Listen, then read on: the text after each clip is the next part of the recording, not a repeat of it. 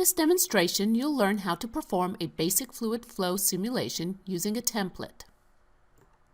To begin, from the list of simulation process templates, I'll pick Fluid Flow, and there I can find some options to customize the template. I know for the geometry I'm using, the flow volume will need to be extracted, so I'll import an existing geometry, and by default, Allow Geometry Modeling is selected for me, which will allow me to extract the flow volume. I'll click Create Simulation Process and select my geometry. AIM will use that geometry and the template to build an outline of a fluid flow simulation. The geometry is now visible.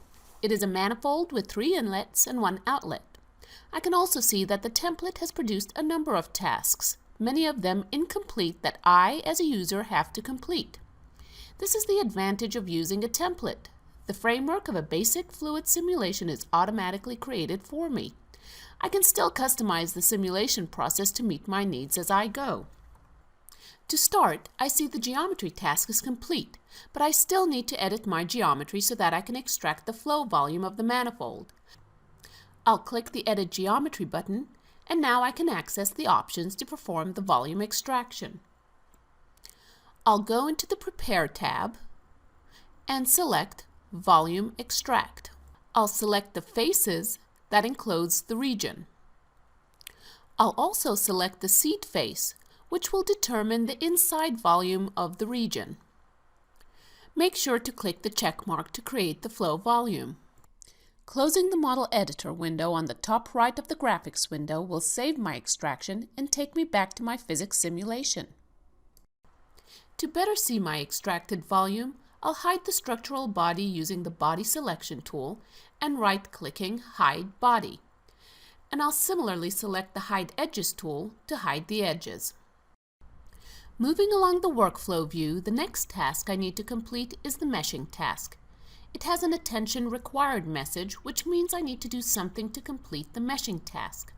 The flow template has created an inflation control, as most fluid flow cases would require inflation to model boundary layer effects. I need to pick a location for the inflation layers, and this needs to be the inner wall of the manifold, which corresponds to the outer wall of the flow volume. The rest of the defaults are fine, so now I just have to right-click Generate Mesh to update the meshing task. I'll zoom in to inspect the inflation layer by dragging my right mouse button and holding the Shift key down. In the physics task, there are a lot of options, but by using a template, many of them have been set for me.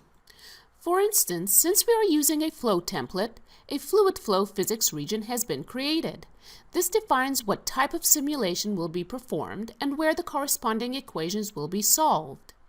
Currently, I am only solving for the flow field in the manifold. If I was interested in the temperature field, I could also activate thermal here, but for this demonstration, I will stick with just fluid flow.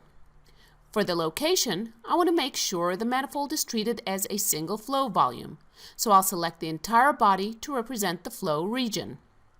Notice this conditionally up-to-date message. If I click to learn more about this message, it'll take me to the Messages tab, where I can get more guidance on what I need to do to make sure my simulation is fully up-to-date. Going back to the physics task, I want to check what material the template has assigned for me. It has used air, but for this simulation, I want to use water, so I'll select it from the drop-down. I can see the properties for water by expanding this panel. Back to the physics task again, I see by the blue button that I need fluid flow conditions. I'll close this panel because I can set up most of my physics by the right click of a button. I'll select this space and right-click. Following the blue arrows, I'll go Add, Fluid Flow Conditions, and choose Inlet. Now a small property panel appears and I can enter some information about the inlet boundary condition. I'll enter a velocity magnitude of 5 meters per second and press Enter. The icon on the model tells me that an inlet boundary condition has been added on this face. I can edit the boundary conditions by just clicking on this icon and the property panel will reappear. I'll repeat this process for the other inlets using velocities of 7 and 10 meters per second respectively. I'll select the opposite end of the manifold and assign it an outlet with a gauge static pressure of 0 pascals. Finally, I'll create a wall boundary. By default, this will be assigned to all the faces which have not previously been defined by boundary conditions. Now all 5 faces are assigned fluid flow conditions, and I can proceed. I can see that the physics task is no longer in a state of attention required, but now out of date. This means I have fully defined the task and can now solve the physics.